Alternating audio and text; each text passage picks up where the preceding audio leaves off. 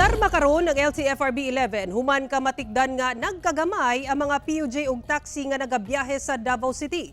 Kung ngano sayron ta sa live report ni Jandy Esteban. Jandy.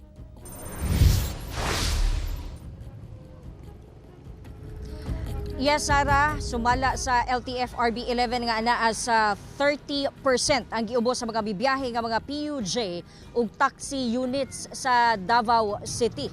Ug kana sumala pa nga naka-impact o naka-apekto sa mga maserbisyuhan nga mga commuters dinhi sa syudad. Ani ang report.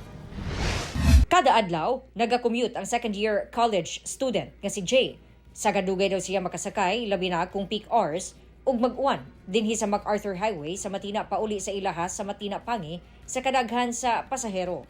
Paggabi ma'am kay namo kay laylay mo schedule good katag kay kang schedule paggabi kay mga say 7:30 kung gawas makasakay na og mga alas 9.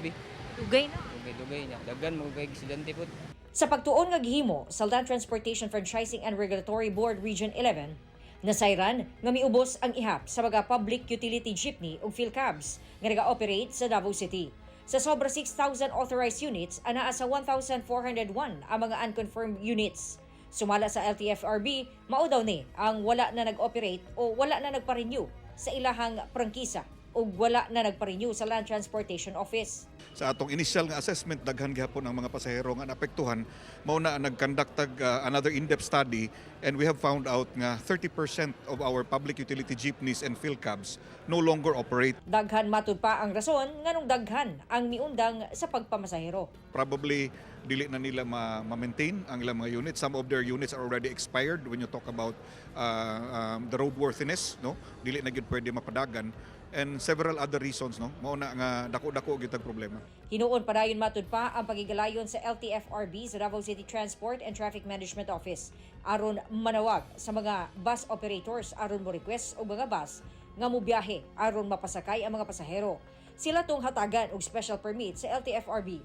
Pero naamang ko'y situations mo labi na gyud og kana bitaw ang kusog jud kay ulan na ay baha. Ang uban na they're afraid to really operate, no, kay dako pod kaayo ang magiging damage sa ilang units. And let's take note that this peak hours augmentation bus system is a special program, no, in collaboration with city government to assist our stranded passengers. sumala ni Llanos, dakong tabang gyud unta daw sa maong problema ang high priority bus system. Apan sa karon wala pa mahinayon. Kay numduman nga ang proyekto na delatar kay nagkaproblema sa pondo.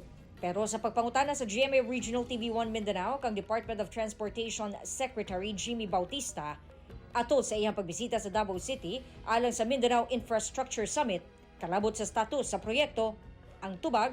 As far as the project is concerned, it's a go, and we're on track. Sumala ni Secretary Bautista na anay pondo nga kuhaon sa Asian Development Bank. Ang laing budget ihatag sa national government nga anaa sa kapin 70 billion pesos samtang 1.5 billion pesos sa LGU. Gisugdan na daw ang civil works alang sa proyekto. We're hoping that this project will start by early next year, no? And will be operational by 2026.